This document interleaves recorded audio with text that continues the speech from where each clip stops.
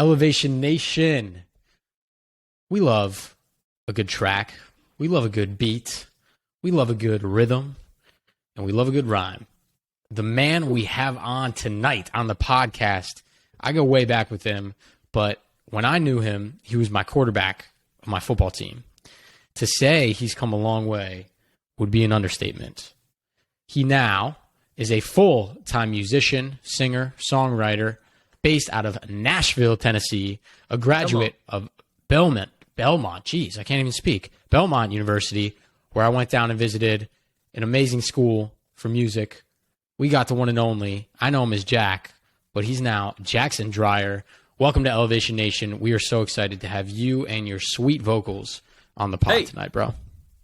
Thank you very much. I'm picturing just like a clap track audience, like an audience right now. Yeah. Don't make me bring out the clap track, because we have a clap track. But Jackson, I'm pumped. Hey, Sam is pumped. We are pumped. Elevation Nation, I hope you're pumped. We got another musician adding to the list of musicians in Elevation Nation. We got Cole Bauer, the dudes from Something Simple. Beat, was it by Dre, Jeremy Wineapple? But it's been a while since we've had a musician. So, Jackson, we're excited to get into it. But first, only Sam knows you. Maybe some people in Elevation Nation. So we like to kick off the conversation with an elevator pitch. Who are you? Let's go. Well, hey, everybody. I'm Jackson Dreyer. I am a soul pop R&B artist out in Nashville, Tennessee. Music's going to make you want to dance, maybe sing along a little bit, just vibe out. When we got a live show, we got horns, so it's a lot of fun. You know, you get a little bit of that big sound in your face, but we'd like to keep it intimate too, maybe make you cry a little bit while you're dancing. So there you go. We reached the second floor, I think. And Jack's music is funky. It's a great time. Funky. Oh, yeah. Stick around. We might have a sneak peek at a new song that he's working on, so stay with us. Stay tuned. But, Jack, I want to bring it back, right? This is Elevation Nation. We get pretty introspective. Yep. I've known you for a long time. You've been chasing your dreams since I met you, but it hasn't always been that simple, right? And so we're going to get a little deep. We're going to get a little introspective. I mean, you're my boy, so I know that's fine with you, but that's what we like to do here. I think sometimes guys don't open up enough about some of the struggles that they've gone through. So let's bring it back, right? Freshman year, I meet this kid. He's chucking, slinging footballs at me, throwing me touchdowns. But there was something else that he wanted to do. And, you know, it probably took a year or two until we realized that maybe Jack wasn't going to be focusing on football as much and you were going to transition into music. So I want to think back to younger Jack. What did you want to be growing up? Yeah, man. Well, the first one that I remember was that I wanted to be a kitten. I was probably like 7 or 8. Turns out you can't always achieve your dreams. So when I found out, you know, it was a tough conversation with my mom, and she was like, "Listen, Jack, you can't be a kitten." And I was like, "But they're my favorite." Not? So I know, right? Wrong species. Sorry, dude. After that, though, it was pretty quick that I knew it was either going to be football or music. So those are my two big loves. What made me start in music was I loved Santana. So I wanted to learn guitar because of him, and then I loved Kenny G. And anytime somebody tries to dog Kenny G, I don't take that, man. He's awesome. He's a trailblazer. He's not like a pure jazz player, but the man knew how to entertain. He knew how to rock long curls, and kind of brought the soprano saxophone into a pop culture prominence. So I love Kenny G as well, and he's why I started playing saxophone. But I think it was also Brett Favre and Aaron Rodgers, and I got a bunch of Packers stuff up there, and I'm so sorry. Sam's definitely a Bears fan, but Parker's a Ravens fan, Jack. Oh, hey, I can respect that. You have a great punter. Yeah. We have a great kicker. Great punter and kicker. Yeah, how did I forget Justin Tucker? See, I was just thinking of what's his name? Koch? Sam Cock. Or Coke. People say Sam Coke, but I say Sam Cock. But listen, I treaded lightly and made sure not to say cock, but you went ahead and say it. Sorry, Mom. I know you're listening. We got a good quarterback as well. Good team down in Baltimore. It's not bad. Hey, good for you. Listen, we have a football quality sandwich. Sam's in the middle with a terrible team, and the bread is really good teams. So I like it. We're eating Sam. Sam, which is fine, but also a little bit of the bread too. So Jackson, I'm sure we'll be talking plenty about music, right? And it's funny because actually last night, coincidentally, my girlfriend and I watched this awesome movie called Whiplash, and I'm sure you've seen it. Oh no! Have you seen it? It's a classic. It was really good. I have seen it. Like really, really good. But it made me wonder today, is that what going to music school for college is like? Yeah. And maybe we should give a little background. Yeah, let's give some background. Take it. So I did go to music school, like classic. It wasn't like a conservatory. It wasn't like a super, it wasn't Juilliard, which I think that movie is more based off of those very regimented and strict conservatories. So I can only speak to what Belmont was like. But I'm gonna say, if any teacher ever made you practice to the point of bleeding, they're a terrible music teacher, because that's gonna make playing drums really hard for weeks following. I watched the movie, and I saw a great review that said it's a music movie that wants to be a sports movie, and I think that's what it is. If you're ever pushing yourself to the breaking point with music, it's not gonna be good music. Now, if you're trying to learn Through the Fire and Flames on Guitar Hero or something like that, maybe that's where you got to get like a sports mentality. But other than that, man, like, go turn off your amp, go take a walk, listen to a podcast, come back, maybe the music's going to be better. I don't know. That's not my way of doing things, but great performances. Who doesn't love Miles Teller? And now every girl asks me if I've seen Top Gun. I'm like, I've had this thing for over 3 years, so yes, but I have. It's a great new Top Gun movie. So, Jack, I love that it reminds you of a sports movie. And growing up, right, we met through athletics, where we did push ourselves and our body and our mind to the brink. And I want to bring in, I love your family. I've known them since I was little as well. And your brothers were in the Marines. Your dad played college football. Yeah. You came from a very athletic, and you're an athlete too. You came from a very athletic family, right? Yeah. And so I've always been curious.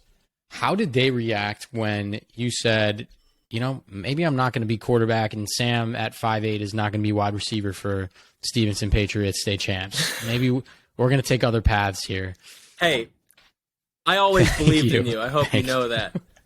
I was like, Sam's going to be varsity, and then even when you were in the basketball team, I was like, Sam's, if he gets his shot, man, he's going to airball, but whatever. So I always believed in you, all right? Thank you. But how was that? What was that like in the Dreyer household, right? You got super uber athletic brothers. Your brother even tried MMA and ultimate fighting at a point, right? Like, they are manly men. Both of them. Manly men.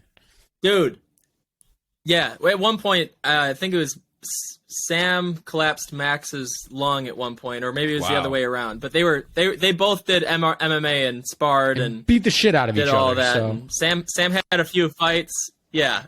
Not to mention being Marine infantryman and expert marksman. They're insane. But they're the best too. But it's funny. I think my dad, given that I was the third son, I think he probably had experiences of. Some experience having us be interested in different things. And I think coming from a sports background where he had to stop because of so many neck surgeries and back issues and a knee surgery, I'm guessing that gave him some perspective of like, hey, maybe I shouldn't make my kids go through all this if they don't want to. And so he was super, super supportive of whatever we wanted to do, and I will always be grateful for that. Because at the school that Sam and I went to, it's called Stevenson High School, they had a great arts program, but they also had a great sports program, so great that we were just up against a bunch of kids whose dads were on the Bears, and that made it hard for me and Sam to, maybe get some more playing time. So I remember there was one point where my dad was like, "Hey, Jack, here's the thing. I know you really want to do football. I know you really want to do music. If you want to do football, though, I'm cool. We could talk about moving to a different high school area because the coaches already have their quarterbacks lined up at Stevenson. If you want to be quarterback, we could move to a different place and you could get a fair shot." And that was incredibly, what a big offer.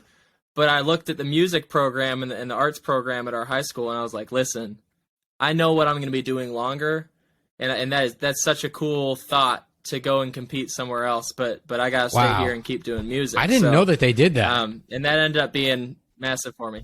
Yeah, and it made sense for them too. They're like, listen, we raised you guys in this neighborhood, but both of your brothers are off in the Marines. We can do what's best for you, which was very, very kind. But yeah, it didn't take a ton of consideration to know I was going to stick at Stevenson because that's where the art program was, and that ended up giving me a huge leg up with college classes for the music program and all that. But yeah, man, so there's a little bit of that going on. I had to go, okay, when I'm 23, that's probably the end of my football career. If everything goes great. 23 though on the music career is just the beginning. So I had to look at that, certainly I could coach and stuff like that, but that could still be a dream, still is a dream decades down the line, if I'm off the road and I'm like 50 and I'm still drawing up little plays in my free time, I could be like, you know what? I could pop to the nearby middle school or high school and be a coach, something like that. Be a little Patrick Block for the neighborhood. So let's talk about the beginning. Of your music career. You go to college, and I'm sure you had great experiences, did amazing things there. You learned a lot, met a ton of amazing people. But Elevation Nation to all about, let's talk about real world. You graduate, right? Like, what was life like? Were you like, oh, I'm going to take on the world. I'm going to, play at all these bars, all these shows. Like, what is it like for a musician who wants to make it as their full-time job? Yeah, man, it looks like a lot of things. There's something in music where people have different skill sets, and you kind of have to be honest about your skill set, what your goals are, and where those skill sets can take you. There are people who are strictly a musicians. They're not trying to be the front man. They're not trying to be the singer. So they may go and play for other musicians, and that may be all they try to do, or try to be a session musician playing on people's records. If you're a front man like me, but let's say I didn't play an instrument, then I can't go play for other musicians. I can't be a session musician. Then suddenly my scope is limited. And as a front person, maybe you can only, if you want to stick with just music, maybe then you take on a lot of wedding band gigs, like that way of making money.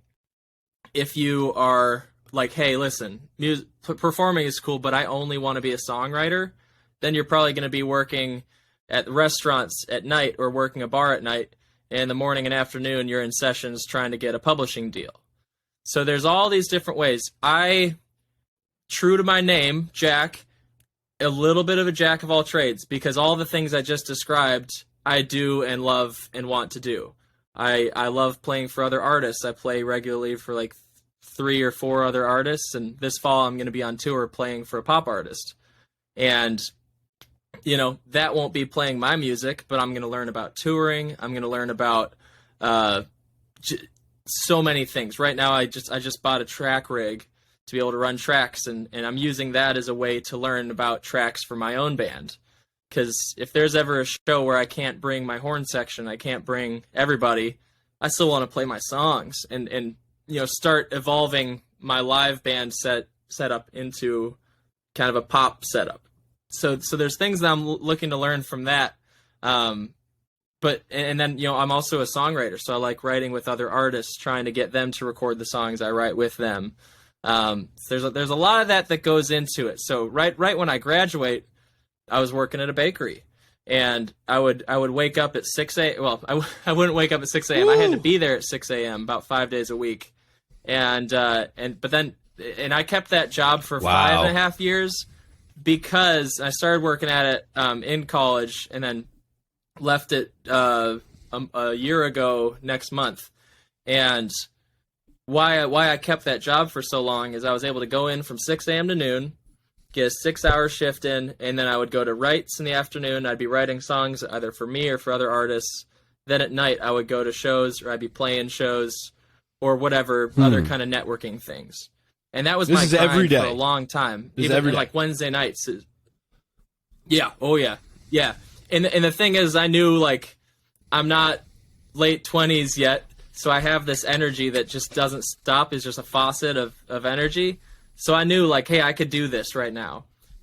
If I tried doing that right now after COVID, especially, I'd be like, man, let's just get some bourbon and stay in. But because I spent so much time doing that, I built out this amazing network in Nashville where I know people all over the place. I can't remember the last time I went to a bar or a show where I didn't know somebody in the establishment, whether they be on the stage or at working the bar or working the event. Of course, in the crowd, it's just like everywhere I go, I know I'm gonna see people I know. As a musician in Nashville, I feel like you have to know people to get, and not notice, but to get things going for you as a great musician. Yeah. It's a skill that I've always had. I never had like a really tight friend group that I stuck to. And Sam could tell you this because I was in the band, and I think it's because of the way I grew up. Is I would go hang out with the neighbor kids that I got close to when I was homeschooled. So I had like this like friend group that I was homeschooled till like 7th grade. So I had them. Then I had my friends from band class. Then I had my friends from football. Then I had my friends from church. And so I had all these different groups of people. In every season of life, I've done that. In college, I had my fraternity, but I also had my a cappella group. I also had this, that, and the other. So now that I'm here, even people I just meet, I suddenly start getting texts from them like, hey, man, do you know somebody who does this? Can you connect me with somebody who does this? So I'm like constantly fielding questions of just connecting people. And it's one of my favorite things. I keep a note in my phone of people who need housing and people who need roommates. And when I get a text, I go, oh yeah, bloop, bloop. And it's just like, so that's how I operate, is I just love working with a lot of people. You know, obviously I stay close to my closest friends, but I'm not constantly hanging out with like a friend group. That's just not how I'm wired. It's not that I wouldn't like to. But that's how it works in Nashville, though, is that for my band, because I'm not a big touring artist yet, I know that as I hire really great musicians for myself, they're great musicians, so they're going to get hired by bigger people. You know, they start touring with Yola and Hunter Hayes and you name it, just all these different artists. And I go, okay, I'll miss you. Maybe I'll get to hire you again in the future. Until then, I have like 6 musicians on each instrument that can play my set, that can hop in and play my songs and not miss a beat.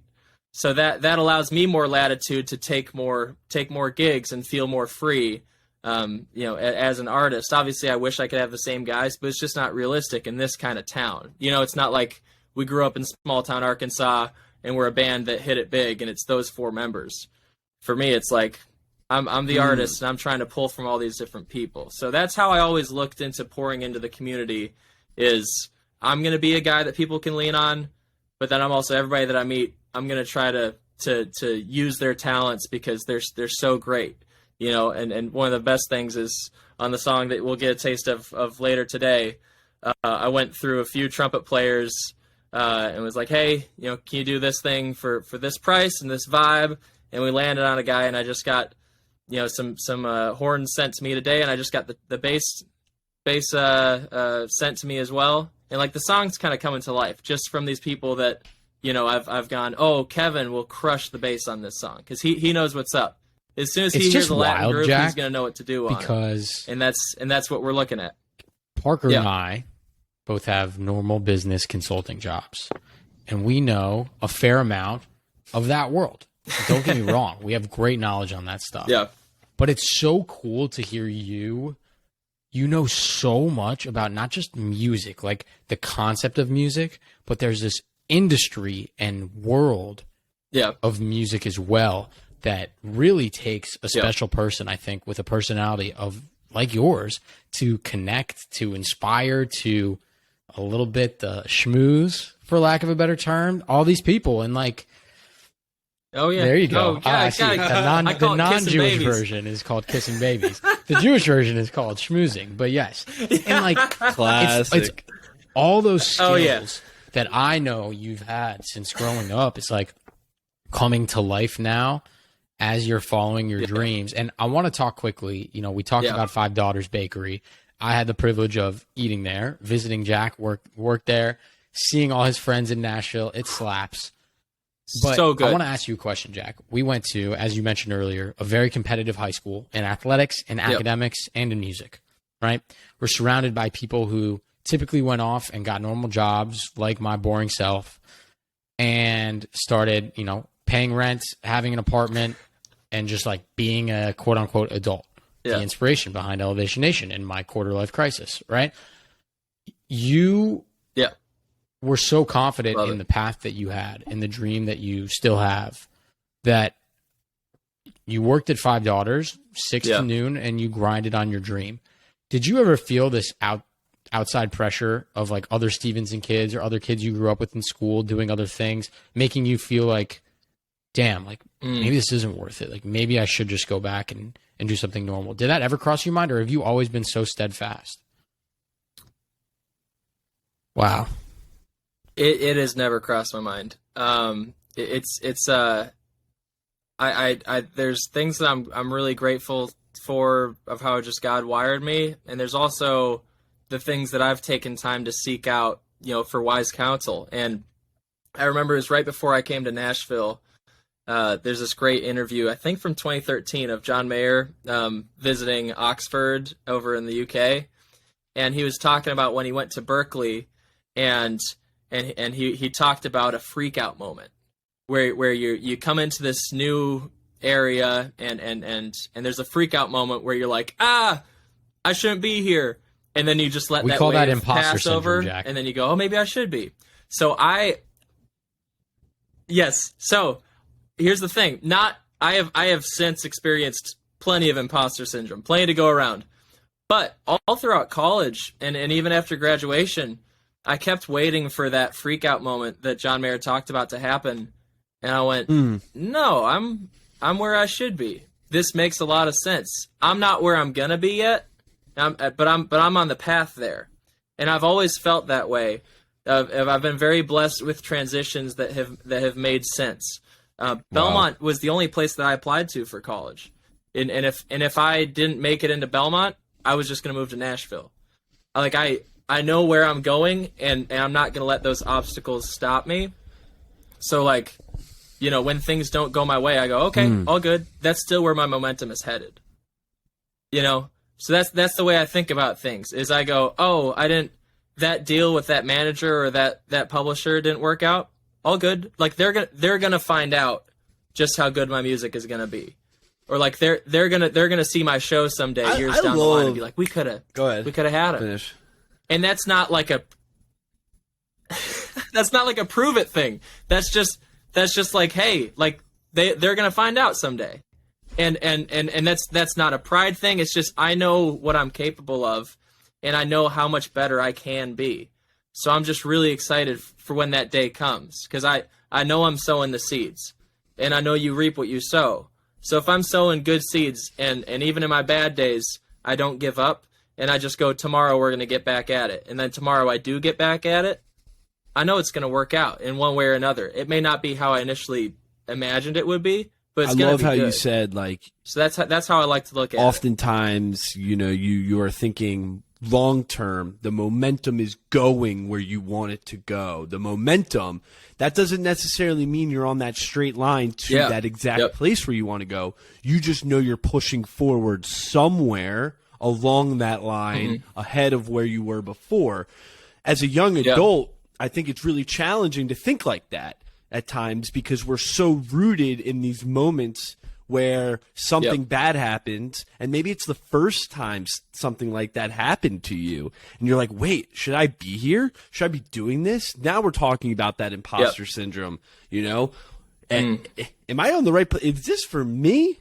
And like, I love your mindset around, you have this bigger idea. You're so rooted in, and you know who you are and where you want to go, that you trust it and you just keep going. And even bad things, I from what I'm reading, even bad things that come along, not bad things, unfortunate things, or things don't happen the way you wanted it, I think you take that as either a learning experience or you look at it as like, okay, it wasn't meant to be. And that just the next thing's up. Let's talk about the next. You know what I mean? Think of that momentum like a run at the X Games for a skateboarder, right? Like, there's going to be a lot of cool tricks along the route. It might be starting a company. It might be a big show that I do, all that kind of stuff. But that momentum, there's, you know how there's those little like hills in the middle of a skate park? And like, sometimes it looks like, why are we going up here? Why are we, oh, momentum. Why are we slowing down? Oh, it's to get more momentum. And then that eventually pays off in a cool trick. Sometimes those tricks end up just leading to a big spill in the middle of it, right? But then they're able to get up and they're able to try the next trick, and it's all momentum and up and down and around and stuff like that. Like, if that's what life is, cool. You go, oh, why is this tough? You're gearing up for another momentum thing. Maybe that's how it is. I was also, and then maybe this is something we'll get into a little bit later, but I work with this organization called People Loving Nashville, and it's people who are experiencing homelessness or just poverty in some other forms. And on Monday, I got a really, really unique opportunity to sit with this guy. He came up at the end of the night, and he was out of breath, and he was like, hey, do you have any more meals? We're like, yeah, we got some meals here. So we gave him 3 meals and some water. I went and sat with him, and he had just gotten out of jail within the hour. And he'd been in jail for a year. He'd been wrongly accused of something.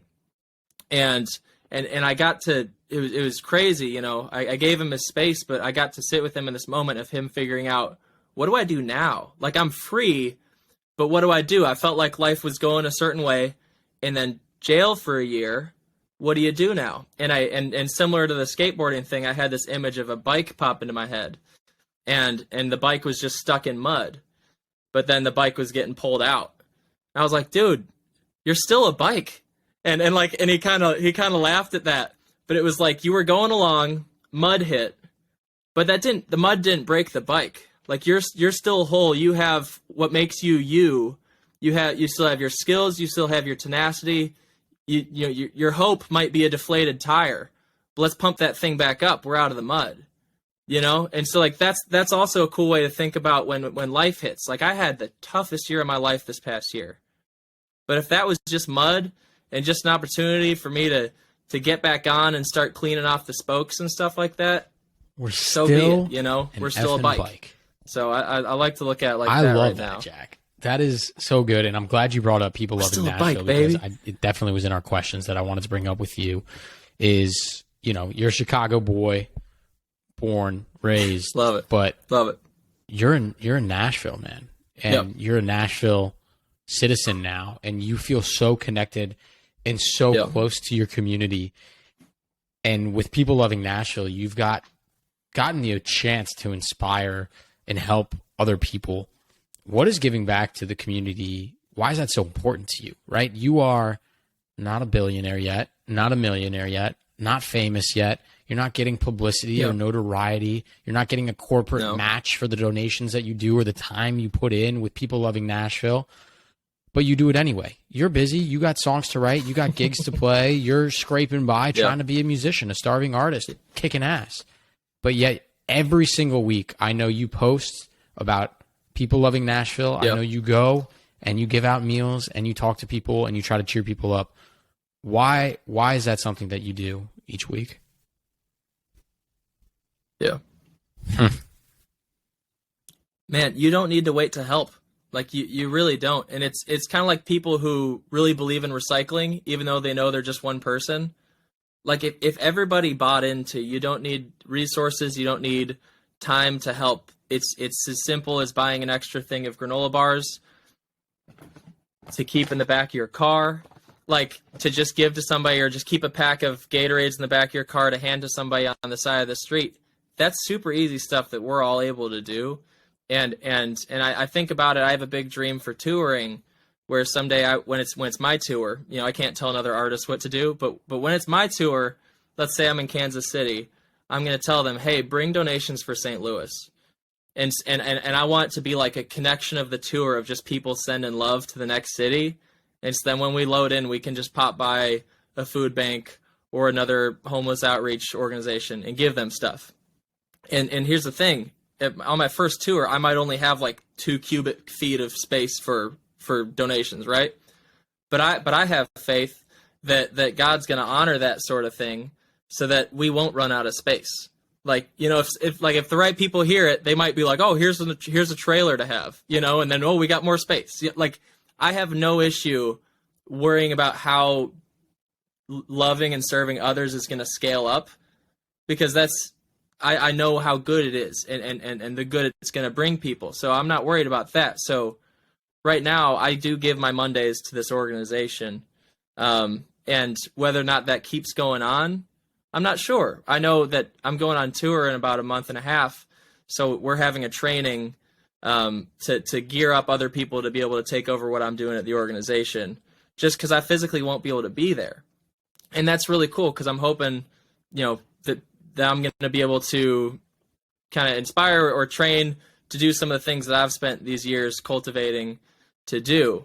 So I don't think we need to wait to trying to make a difference, because if everybody's doing that, oh my gosh. No, it's beautiful, a lot of Jack, good's and I gonna think happen. It shows the type I know of I person went you tangented are. a little bit there, we're but going to give a link in the podcast description to People Loving Nashville. If folks want to donate food, supplies, we'll link out to what they're looking for so that you can support Jack and their mission in helping folks in Nashville for sure. Yeah, man. And I might add too I am very connected to Nashville, and I do love Nashville and this community. But I gotta think, if I was in Mobile, Alabama, or wherever else, like, I just want to love those people where they are, or love people where I am. Love the people near you, whether they're strangers, they're friends. The Bible says love your enemies. You know, that's a radical thought. It's so backwards of what we should think. Loving a stranger, why would I do that? You know? Well, they're a person. They're worthy of love. They're worthy of all that. And that's such a wonderful thing. And when you actually get down to someone's level, or even sit below them, you know, if you sit on the ground and they're sitting on a bench, suddenly this power dynamic shifts, right? Because if you stand over somebody and you're like, hey, like, how can I help you? What's going on? That's great. But what if you sit next to them or sit even below them? It's a way of honoring and humanizing somebody, to be like, no, like, you have something to offer me that I don't have to offer to you. You know, and if you can help with it, whether it be money or food or things like that, that's the physical kind of loan of, like, I believe in you, I want you to be on this earth. But then beyond that, there's the spiritual side of things. There's the human side of things that's humanizing. You know, like, if you don't have something to give somebody as you're coming up to the street corner, at least look them in the eye and go, I'm sorry, man, I don't have anything. But it's when we avert our gaze and we don't look them in the eye, that's just another human connection. And instead of feeling stuck in the mud, broken. they feel like and there's another moment of them knowing that they're invisible. Someone doesn't look at them. So it's beautiful. And Jack, I want to get deeper, right? and this is a little bit selfish, because this is something that I think you and I have gone through. But again, we like to get vulnerable here. You're good. You and I, and some of our friends who are probably listening to this experienced a pretty tough loss our senior year of high school with one of our friends. And I think, you know, obviously it all happened very, very quickly, and it seems every year, you know, we give each other a call and check in on that same day. Some of these events, that one in particular, that shaped how we kind of look at life, almost exposing us to the realities of the real world. I don't know if you thought of it in a similar way, but I felt like growing up, for the most part, in a good area, having the tools and the privileges at our disposal, that we were fairly comfortable, fairly sheltered between most things. And weirdly enough, the fact of, Daniel's passing happened right before graduation and senior year, almost to me at the time felt like a cruel reminder that all right, welcome to the real world. Like, you're not in coddled Lincolnshire, Illinois anymore. There are real problems that you're about to face. And I know that's one of the many hardships that both of us have faced in our life. But I wanted to know, I guess looking back now, years later, how that event and other events have impacted you and your outlook on life, because I know it certainly impacted how I look at my day-to-day life as well.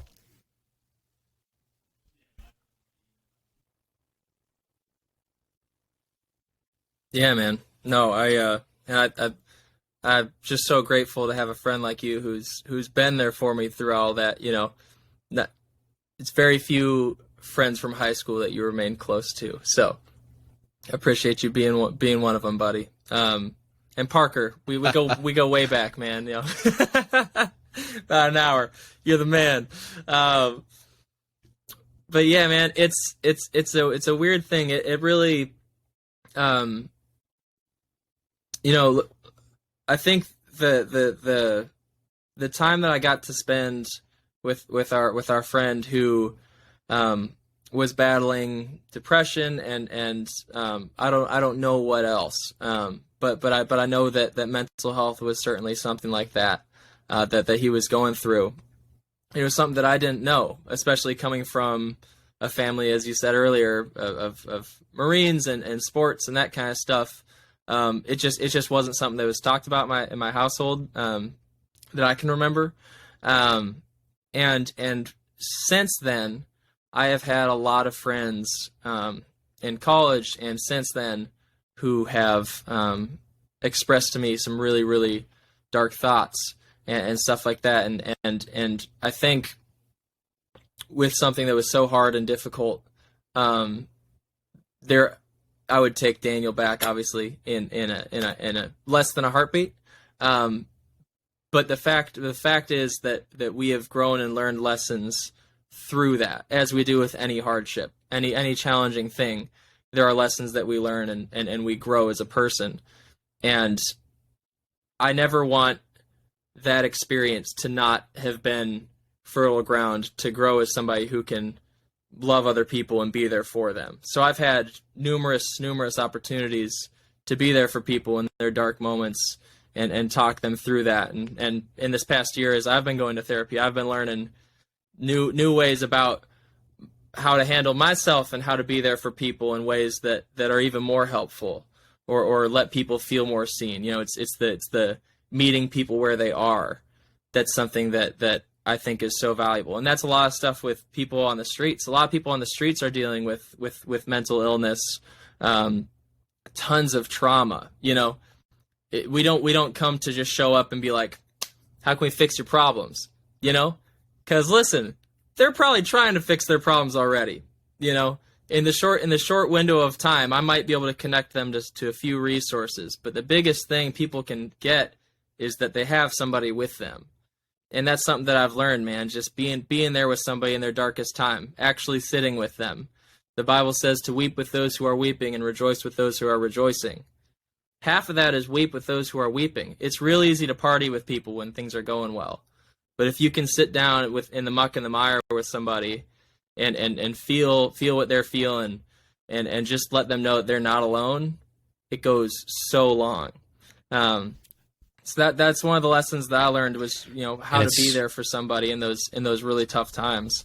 And that's something that I never want to lose, I never want to lose that ability to just sit down with somebody and not worry about which pants I'm wearing. A real conversation. Let's sit on the concrete. I'm glad you brought up therapy and mental health because it's something we talk about a lot on this podcast.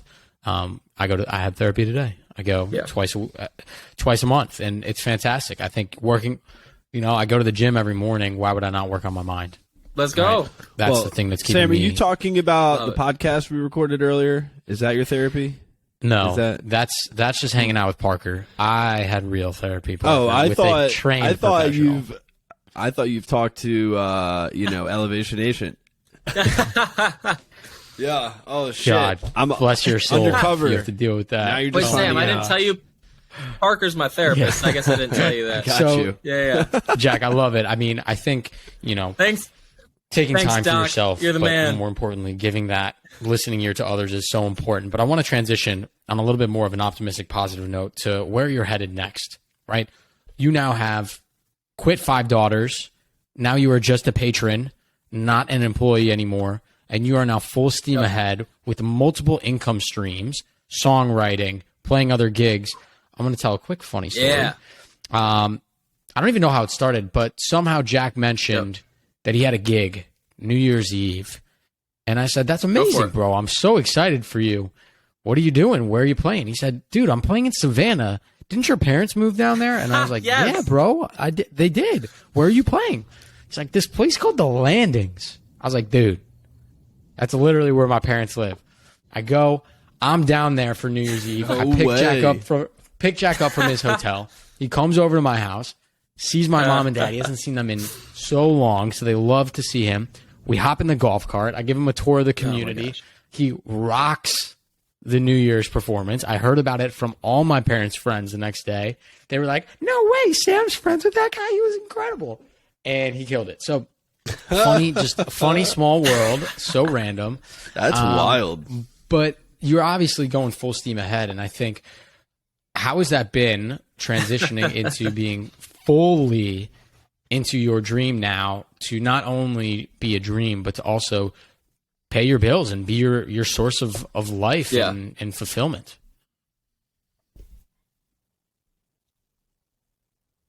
Yep. Yeah, man. That was a great New Year's, by the way. Seeing you, what a way to ring in the new year. I think we talked about momentum earlier, and when I was working that job, every time I went into that place, I knew I'm not going to be here for long, right? Whether that was going to be 5.5 years or maybe in a month, my life changes in a way that I don't see. But what I like to think of that time there as the waiting and equipping of myself. So that I'm trying to grow as a person, I'm trying to grow as a musician, I'm trying to grow as a businessman. I was trying to grow as a band leader, to the place where I could bring my band into any place and crush it. So as different things popped in, like that New Year's band is a corporate band I play with. We just play yacht rock music. My plan is to not play with a yacht rock band for the rest of my life, right? But right now, it's good money, it's good learning opportunity, it's all those things. It's also fun. So while I was at the bakery, I started to do some of the yacht rock stuff. It started slow, but I went, okay, that's one piece of my ticket out of here, of this side job. Then I started teaching a little bit, doing some music teaching. I went, okay, that's still music, It's not on stage, but it's still music related, right? That's another part of the ticket out. Then I started getting some more private gigs just booked by me. All right. As enough of those pieces of the ticket came in, those different revenue streams you need as a musician, suddenly I had a full ticket. And I went, oh. But what happened, and speaking of New Year's, was December 31st, 2020, I heard God say, you're gonna leave the bakery this year. And so I started telling friends, right? I started being like, dude, I'm gonna leave the bakery this year. They go, when? I go, I don't know, but it's gonna be this year. It's gonna be. And I started speaking life into that because I know the power of words. I knew what God said to me was true, and I didn't know when. And then it was like summertime, and I just heard October 1st. Like that was just suddenly October 1st was in my mind, right? I was not working there come October 1st, so like it was just I the ticket came into form by then, and I was like, okay, yeah, I'm out of here. And since then, now I'm doing music. I got all these parts of the ticket, but now I have a new ticket that I'm trying to build, right? I'm trying to build the ticket that's Jackson Dreyer's artist career. So eventually I'm going to be able to, part of that ticket is going to grow, and I'm going to be able to stop teaching. Because listen, if any of my students are watching, you're great. You're wonderful. You got a bright future ahead of you. I'm not going to be a teacher my whole life, right? That's not the dream. So I'm trying to grow those other parts to be bigger, so that I can maybe lose the parts that aren't what I think is my big dream or is my big calling. Because I do want to be a touring musician, playing my songs for the plan big can change. rooms. The plan can evolve. And it's if supposed I'm doing to that, change. I don't have time to teach. I don't have time to do other things. Going to change. Now I'm just going. The plan can change. The plan can evolve, and I can go. What am I? Absolutely. Yep. Oh yeah. You know, I may never be filling up arenas, but I would love to fill up theaters. You know. But the dream that's always guided me for music has been, I want to play my music for crowds of people who know them. So that looks like a touring artist. You know, it's the size of the room has never mattered, but if I can pay my bills singing my songs and people like my songs, that is such a win.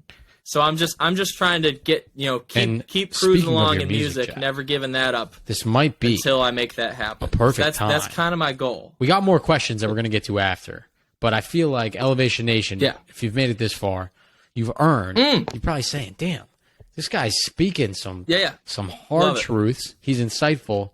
Let's hear his damn music." So I think it might be time for a little live sneak peek at your new song. While I pull it up, Jack, why don't you give us a little bit of background on this new beat here? Yeah, man. Okay. Yeah. And you're gonna want to jump to about 143 in the track. We'll listen to the pre, the chorus, the post, all that, and then I'll make you shut up for the guitar solo. But this song is called Rooftop, and my plan is to put it out in October. It is a song that I wrote when I was dreaming about a trip that I had to New York City that was back in June. And I love rooftops. I love fire escapes. And I got together with a friend of mine who's a producer, and I was like, dude, I got this guitar riff, and I'll play it for you right here. It's just a little guitar riff that's just like...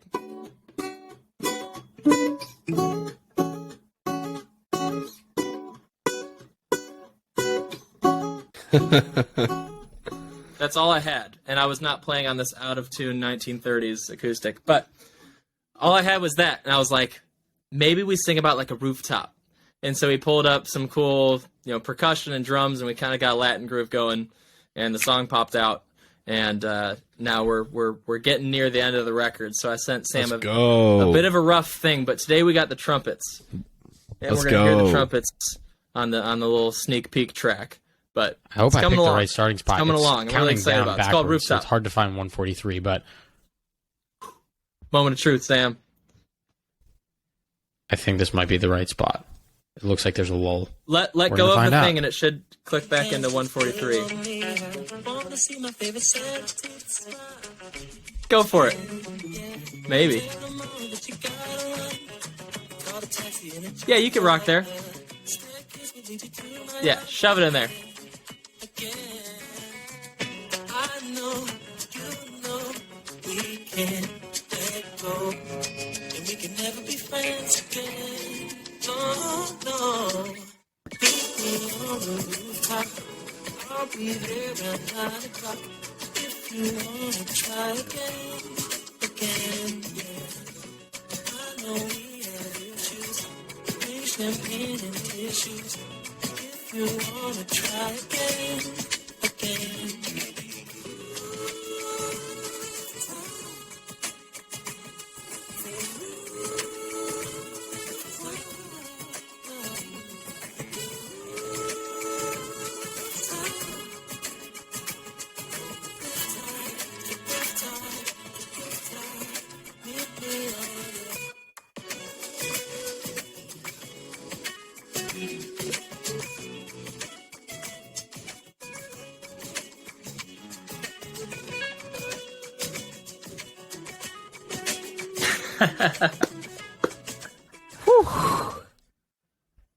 Another Jackson Dreyer banger, of course. Yeah, you got it. Damn, trumpets sound good.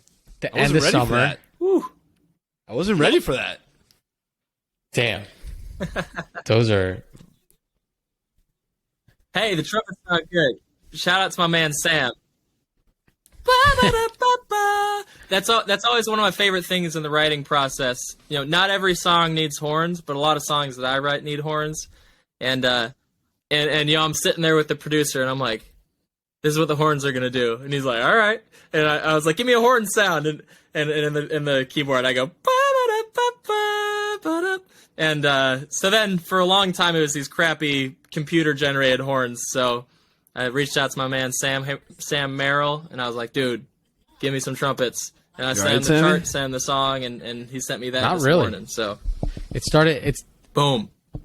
As soon as I exited out of Jack's voice memo, he started playing the next Sam? thing queued up in my list. Elevation Nation podcast. Jack's drinking an undisclosed one of our favorite bourbons. It's a Nashville special. He got it as a gift, and he decided to open it just for Elevation Nation. It's Who exclusive. could possibly know what that is? Oh no! Is it now? Dangerous night. He's killed half the hilarious. bottle during this conversation. Yeah. Let's hope not, because that's how much is left. All right, Jack, we're going to move on. Oh, go ahead. We're going to move on to our next section, which is rapid fire questions. Danger zone. We have a couple rapid fires for you. Now that you're half bottle of bourbon in, we can get some honest answers from you. So I'm going to start off. Favorite spot you've ever performed? Oh.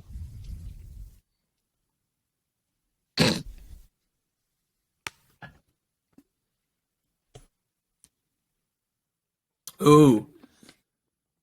It's going to be sentimental. I'm looking at a photo of me praying with my band before the show. It is since shut down, and it's a Nashville venue called Mercy Lounge. And it's very special to me. I've done many shows there. I did my single release when I put out my song Can't Fake It. I think the artwork is right there. When I put out Can't Fake It, we did the single release show there. I did a really fun show where I brought my band, and we did a night full of Justin Timberlake and Bruno Mars songs. And that stage is just so special to me. And I don't know if that stage even exists anymore. Somebody bought the whole building out, and it's not a venue anymore. But also, I just want to really special. I want to throw in just one quick thing. I got some dream venues in If Nashville, you're going back in but Jack's we'll archives of music, I mean, his shit looks awesome. By the way, he's performed on So Far Sounds. He did his own Tiny Desk that you got to check out. So we'll link to his YouTube channel. But if you go to one of my favorite songs from 4 years ago, it's called Smile. You can see yours truly in the music video. I'm just gonna put that in there to the universe. So go check it out. Yes, you can. Also, gonna throw it out. I was forward thinking in this. You invested in that TikTok, was a vertical music rich. video from 4 years ago, because I knew the future was going to vertical video. Crazy. So anyways, sorry, Parker. Go ahead. Crazy. So I hate TikTok so much. But anyways, ready? Can't believe that was 4 years ago already. Holy Sam crap! had a That's prepped wild. question on here. Yeah. He was like, "What's Parker, your what you got, greatest buddy? musical influence?" That's such a simple question. How about this? Yes. What is a musical influence that you have? Someone in the world that's influenced you, but people would be a little bit like, really? I wouldn't have guessed that. Yeah. Whatever floats your boat. Oh, like a weird one? Okay. Or just unexpected. Okay. There we go. Okay, so I was out in Michigan a couple weeks ago, and we were playing a show for this amazing country artist named Hannah Ellis, and her husband Nick Wayne, another great artist, playing guitar for her. We were sitting around at the hotel bar afterwards, and he asked a very similar question. So shout out to you, Parker. And we're throwing around artists that we would have never guessed that the other people loved. And I said Atreyu. Do you guys remember Atreyu? They have a great album called Lead Sails and Paper Anchors. And they have a song on there with a title track, Lead Sails and Paper Anchors. They're like a metal band. And I used to be a big metalhead. So that, which you probably wouldn't guess. So that song right there, Lead Sails and Paper Anchors, is wonderful. and I really love that. But I'm going to plug one more person, a Nashville artist who should be a country star. He's in Dierks Bentley's band these days, but his personal stuff is incredible. His name's Charlie Worsham, Worsham, Charlie Worsham, and his first album, Unreal, his latest album, Unreal. The guy can't write a bad song. So he's somebody that people don't know that they need to check out, because Charlie Worsham, love it, one of the best guitarists, more the music to listen ACM to, which Acoustic Guitar Player of the Year. The coolest part just about visiting Jack down writer in and artist. Nashville So, is there you go. he brought us, Boom. you know, there's, and I'm not going to get Jack started on this, but there's definitely the tourist part of Nashville, and then Nashville that people live in. And so he, as the good friend that he is, said, I am not letting you only see musicians in tourist Nashville on Broadway. You are coming to real Nashville. And so he brought me and some friends, and we went to see one of his friends, Sam, perform. Yep. And it was incredible. And that's probably one of the coolest things about Jack, tying it full circle. He knows everybody. We walked in there. I felt like I was walking around with the mayor. Everyone was like, Jackson, hey man, what's up? And I was like, geez, dude, like you know everybody here, and that's what's cool about this like underground musician like Nashville scene. Everybody supports everybody. Everybody knows everybody, and everybody knows Jack. So.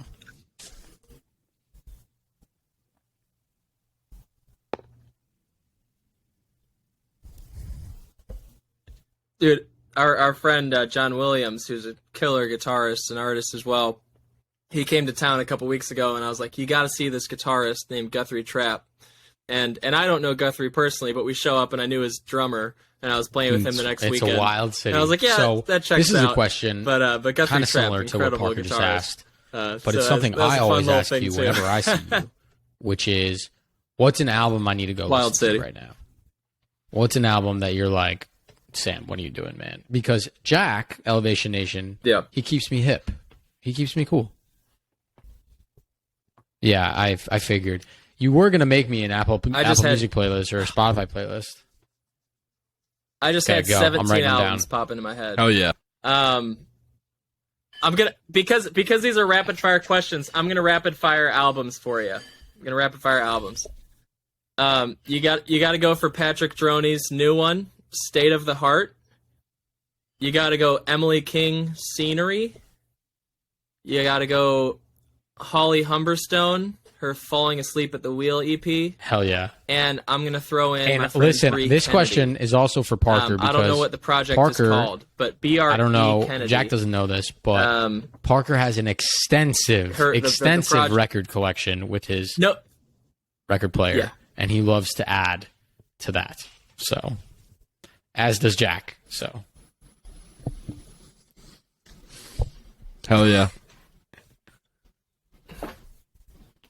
Parker, I have a playlist I'll send you. It's called Great Albums for Friends. I'm down. If I'm all it's about an album that is great I'm on from this top to big bottom, indie kick lately. It makes it onto that album, on that playlist. So I'll send that to you. Great album. Okay, both of you, I need a great album. Give me a great album, Parker. So I'm gonna go with my Baltimore guys. University he just of Maryland found his guys. center thinking about that. Sam knows that I love this band so much. It's a band called Pigeons Playing Ping Pong. Oh my god. Any album, but their latest album is super good. The name I've heard of the them. album, I don't even know. I just stuck and throw it on Spotify. What a great visual too. Pigeons Playing Ping Pong, dude. They're just so fun. And yes, perspective. That's it. Just fun. Funky. Is it Perspective? I've listened to that. Parker, literally, there's this one video of them playing again. at some venue. It's literally like a 24-minute It gives me Birds Aren't Real song, vibes, and I love that. And I feel like every time it's a lazy Sunday and I'm visiting Parker, he puts that thing on, and we literally sit there entranced, just like watching pigeons playing ping pong, just going like just for 20 minutes. The straight. guy with the little mouse. Yeah, he's got like a face. whiskers on his face as a mask. It's wild. I'm going to my favorite modern rock band of all time. Awesome. I guess there's not that many, but whatever. No, Greta Van Fleet, Jack. I am a big Greta fan. From the You Fire. love Greta. I love Greta. I am. And I'm seeing also, you're going to be jealous, I'm seeing the Chili Peppers There we go. in D.C. Come through. You're more than welcome. You're a big Greta Van fan? All right. Thundercat. Oh, my God. Of course. Hey, this is a PSA to anyone seeing the Chili Peppers this year. Don't you dare miss or Jack talk was the one over that told me first Thundercat's about opening Thundercat, set. Believe it or not. Don't so. you dare even think about He's like, talking Thundercat's while sick. Thundercat's All performing. right. That's Jack, my this main is- thing. This is great. But also, I want to plug. Yeah. I am on this big Tedeschi Trucks I was like, come kick on, right now. Thundercat. Yeah. FKJ. Yeah, big time. Man, Love this FKJ. band called the Flaming Lips. Just like all over the place, man. I'm up Yep. for anything. That's Yep. why I literally wrote Yep. down every single song, everything you said, because this will be my night after this. That's the latest song I added to Yep. my recently added, Parker, was Tedeschi Trucks. Yep. That's pretty They're fun. playing in New York City, I think 12 nights straight or something. Yep. Something crazy. Insane. Jack, we got to Well. end it with our favorite question, one that I'm dying to know the answer to. That's wild. This has been an incredible podcast, an incredible time That's catching up wild. with a friend, and we appreciate your time. But it wouldn't be Elevation Nation if we didn't ask you, Jackson Dreyer, what is your mental motto?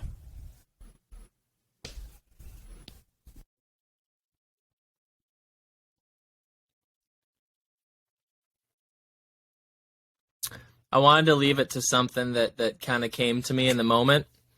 And I think what's coming to me is, based on what we've been talking about, is don't limit your capability to impact. Whether that be through your work and the way it can move mountains, whether that be serving people, stooping below where you would normally go to find people to love, whether that be your own talents and skills maybe that you have undermined or Love under that. That was valued, great. is don't limit your Unnamed capacity bourbon. for Bourbon that he impact. found in the middle of There you go. nowhere. Is that limited introspective enough? edition. It's just I think it was brought to you by this unnamed bourbon. nah. Well, Jack, either Exactly. way, Who knows? Definitely this has not in been every liquor an store. awesome shelves. conversation. No. What's great about these you go. conversations, and I know Sam agrees, is that we get to hang out Yeah. for an Jackie hour. boy. No phones, just talking. Unfortunately for you, Good. not a lot of music, but you get to hang out with some people you've never met before or people you've always been friends with, and have a deep, cool conversation just about life. And that's what Elevation Nation's all about. We like to share stories as young adults, and we're just trying to make it. So I appreciate, from the bottom of my heart, all of what you shared. And honestly, I learned a lot. So I really do appreciate it.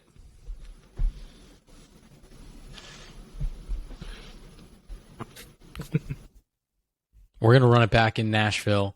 Anytime you got a gig That's in awesome, DC, man. I could have you know hung you're out staying with y'all me. for 3 hours. And so now we could've anytime done one you're of in New those, York, but this you is got this has Parker. really been sweet. Jack, it's always a pleasure. I appreciate you getting deep with us and sharing your story. We love you, man. You are now part of the Oh, yeah. nation. Welcome to Elevation Nation, brother. Let's go. Stand up. Until next week, Elevation Nation. Peace. Jack. Elevation.